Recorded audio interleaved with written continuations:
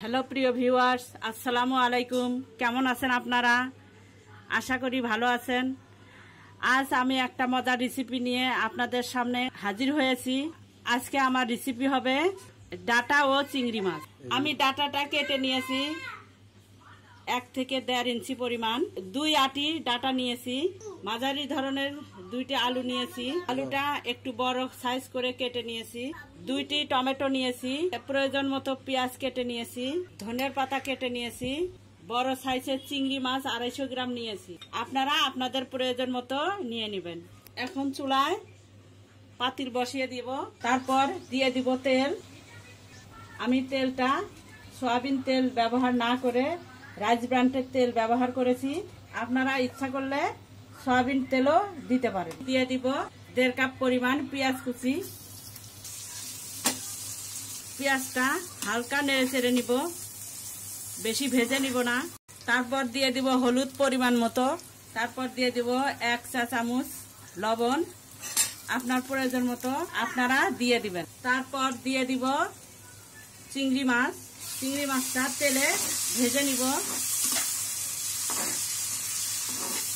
এরকম করে হালকা করে বারবার নেড়ে চেড়ে দিব।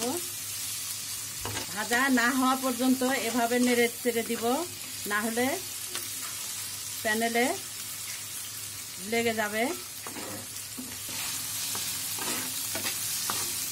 দেখেন কিভাবে তেলটা উপরে উঠে যাচ্ছে।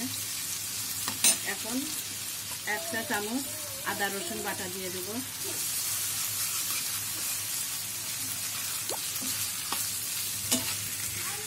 চিংড়ি মাছটা তেলে বেশি ভাজা হয়ে গেলে শক্ত হয়ে যাবে। এখন আমি এখানে দিয়ে দিব 2 কাপ পরিমাণ পানি। তারপরে দিয়ে দিব 1/2 চা চামচ ধনিয়ার গুঁড়ো। তারপর দিয়ে দিব 1 টেবিল চামচ শুকনো মরিচের গুঁড়ো। তারপর দিয়ে দিব 1/2 টেবিল চামচ জিরের গুঁড়ো। এখন 20 মিনিট ঢেকে দিব। 20 মিনিট পরে আবার ফিরে এলাম। চিংড়ি থেকে এখন তেল উপরে এসে গেছে। এখন চিংড়ি মাছটা উঠায় রাখবো, যাবে এই জন্য আলাদা করে উঠায় রাখলাম। এখন দিয়ে দিব ডাটা। এখন দিয়ে দিব আলু ও ডাটা থেকে এখন একটু পানি বের হয়ে আসবে। যে পর্যন্ত পানিটা শুকিয়ে না যায় এ পর্যন্ত নাড়তেই থাকবো। ফিরে এলাম 10 মিনিট পরে। এখন দেখেন ডাটা থেকে যেগুলা ঝোল বের হয়ে গিয়েছিল সেগুলো এখন সব শুকিয়ে গিয়েছে। এখন এখানে পানি দিয়ে দিব, পরিমাণ মতো পানি। এখন ফুল আছে, ঢেকে দিব। আবার ফিরে এলাম, ঝোলটা কমে গেছে। আবার ঢেকে দিব 10 মিনিট। 10 মিনিট পরে আবার ফিরে আসব। আবারও ফিরে এলাম 10 মিনিট পরে।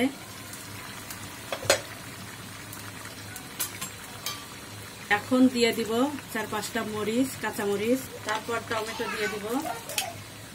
এখন দিয়ে দিব চিংড়ি মাছ।